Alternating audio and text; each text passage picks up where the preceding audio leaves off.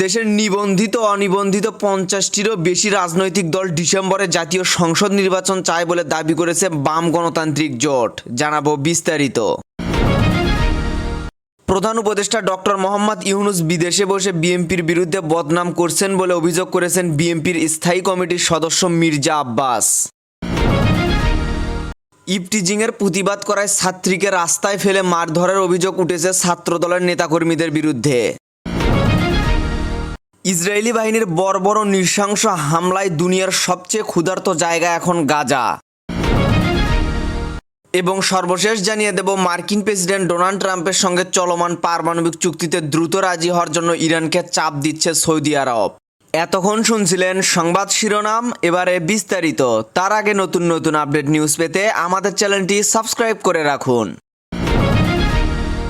দেশের নিবন্ধিত অনিবন্ধিত ৫০টিরও বেশি রাজনৈতিক দল ডিসেম্বরে জাতীয় সংসদ নির্বাচন চায় বলে দাবি করেছে বাম গণতান্ত্রিক জোট। শুক্রবার ৩০শে মে বিকেলে গণমাধ্যমে পাঠানো এক বিবৃতিতে এমন দাবি করে তারা বলেছে একটি দল বাদে কেউ ডিসেম্বরে নির্বাচন চায় না। এমন বক্তব্য সত্যের অপলাপ মাত্র।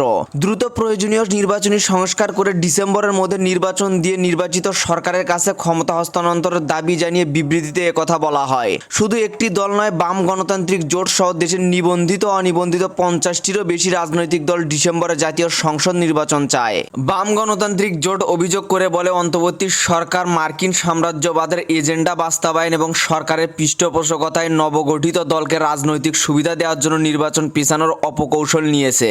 এই উদ্দেশ্যে সরকারি পৃষ্ঠপোষকতায় নবগঠিত রাজনৈতিক দল এবং ৭১-এর যুদ্ধ অপরাধী ও মানবতা বিরোধী কতিপয় উগ্র সাম্প্রদায়িক দল ও গোষ্ঠী নির্বাচন বানচাল করতে দেশের অস্থিতিশীল নৈরাজ্যকর পরিস্থিতি সৃষ্টির নানা রকম তৎপরতা চালাচ্ছে, যা দেশকে ভয়ঙ্কর পরিস্থিতির মধ্যে নিপাতিত করবে। জাপানে বসে ডক্টর মোহাম্মদ ইউনূস দেশের এবং বিএনপির বিরুদ্ধে বদনাম করছে বলে মন্তব্য করেছেন বিএনপির স্থায়ী কমিটির সদস্য মির্জা আব্বাস। শুক্রবার শেরেবাংলা নগরে বিএনপির প্রতিষ্ঠাতা জিয়াউর রহমানের সমাধিতে ৪৪তম মৃত্যুবার্ষিকী উপলক্ষে শ্রদ্ধা নিবেদন শেষে এসব কথা বলেন তিনি। মির্জা আব্বাস বলেন, খুব দুঃখের সঙ্গে এই কথা বলতে হচ্ছে, আজকে ডক্টর মোহাম্মদ ইউনূস সাহেব জাপানে বসে বিএনপির বিরুদ্ধে বদনাম করছেন। লজ্জা লাগে না বিদেশে বসে দেশের বিরুদ্ধে বদনাম করতে? তিনি বলেছেন, একটি দল শুধু নির্বাচন চায় না, আর আমরা বলতে চাই এটির লোক নির্বাচন চায় না, সেটা হচ্ছে ডক্টর মোহাম্মদ ইউনূস। তিনি আরো বলেন, সংস্কার করতে করতে বর্তমান সরকার আমদানি করছেন বিদেশি লোকদের।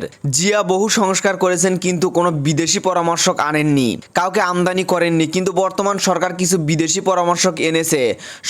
সংস্কার করতে করতে আজ এমন অবস্থায় চলে গেছে তারা নির্বাচন দিতে চায় না। বিএনপির স্থায়ী কমিটির সদস্য বলেন, এটা ডিসেম্বরের মধ্যে জাতীয় নির্বাচন তারই ডক্টর মোহাম্মদ ইউনূসের প্রস্তাব। পরবর্তীতে শিফট করে জুনে গেলেন ইউনূস। সুতরাং নির্বাচন করতে হলে ডিসেম্বরের মধ্যেই করতে হবে, আর ডিসেম্বরে নির্বাচন না হলে দায়িত্ব সব ডক্টর মোহাম্মদ ইউনূসকে নিতে হবে। তিনি বলেন, ডিসেম্বরের মধ্যে নির্বাচন দিতে হবে, না হয় বাংলাদেশের জনগণ নির্বাচন আদায় করবে।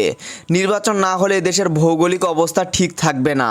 বিএনপির প্রচার সম্পাদক সুলতান সালাউদ্দিন টুকু বলেছেন, আমরা অন্তর্বর্তীকালীন সরকারকে সাহায্য করেছি, যে কারণে আমরা একটি দাবি নির্বাচন চাইতেই পারি। বিগত ১৭ বছর শেখ হাসিনা বাংলাদেশের মানুষকে ভোট দিতে দেয়নি, তাই অন্তর্বর্তীকালীন সরকারকে জনগণের ভাষা বুঝতে হবে। শেখ হাসিনা বুঝে নাই বলে দেশ ছেড়ে পালিয়েছেন, আপনারাও পথ হারালে খুঁজে পাবেন না। শুক্রবার ৩০শে মে বিকেলে টাঙ্গাইল বিএনপির প্রতিষ্ঠাতা সাবেক প্রতিষ্ঠিত জিয়াউর রহমানের ৪৪তম শাহাদত বার্ষিকী উপলক্ষে দোয়া ও খাবার বিতরণ শেষে সাংবাদিকদের প্রশ্নের জবাবে এসব কথা বলেন তিনি।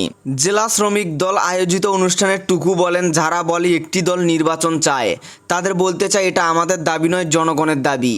যারা এসব কথা বলে সেই দুই দলের নিবন্ধন নেই, আর নিবন্ধন পাওয়ার জন্য কোনো আবেদনও করেনি। তিনি বলেন, জিয়াউর রহমান জনগণের ভাষা বুঝতেন। তিনি বলতেন, এদেশের মালিক সাধারণ জনগণ। জিয়াউর রহমানের পর খালেদা জিয়াও ১৯ বছর আন্দোলন সংগ্রাম করে সংসদীয় গণতন্ত্র ফিরিয়ে এনেছিলেন।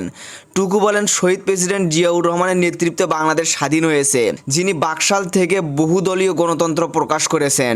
তিনি দেশের মানুষের অধিকার ও কল্যাণের জন্য কাজ করেছেন। ফরিদপুরের নগরকান্দায় ইভটিজিংয়ের প্রতিবাদ করায় এক কলেজ ছাত্রীকে মারধরের অভিযোগ উঠেছে ছাত্রদল নেতাকর্মীদের বিরুদ্ধে। ভুক্তভোগী বৈশাখী আক্তার বয়স ১৭ বছর থানায় একটি সাধারণ ডায়েরি করে ঘটনার বিস্তারিত বর্ণনা দিয়েছেন।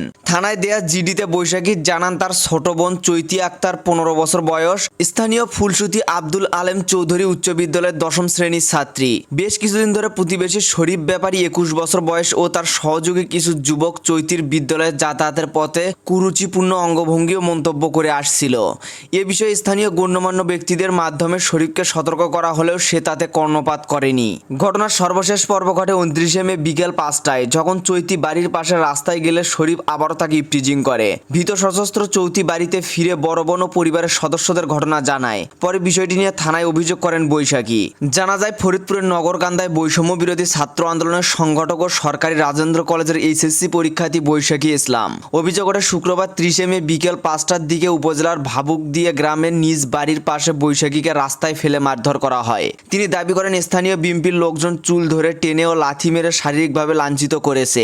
ঘটনার পর সন্ধ্যায় তিনি নিজের ফেসবুক আইডি বৈশাখী ইসলাম বর্ষা থেকে 2টি লাইভ 1 মিনিট 19 সেকেন্ডের ও 27 সেকেন্ডের ঘটনায় বিস্তারিত তুলে ধরেন। ফেসবুকে লাইভে তিনি বলেন, আমি বৈষম্য বিরোধী ছাত্র আন্দোলনের একজন কর্মী। সম্প্রতি একটি ইপটিজিংয়ের ঘটনায় প্রতিবাদ করায় বিএনপির লোকজন আমাকে রাস্তায় ফেলে পিটিয়েছে। তারা আমার বাবাকেও খুঁজছে মারার জন্য। স্থানীয় সূত্রে জানা যায় বৈশাখীর বোনকে একই এলাকায় একটি যুবক যৌন হয়রানি করে। বিষয়টি এলাকায় জানাজানি হলে সালিশ ডাকা হয়। তার আগেই বৈশাখী থানায় অভিযোগ করেন। এতেই ক্ষিপ্ত হয়ে ওঠে অভিযুক্ত যুবকের বিএনপি ঘরানার পরিবার।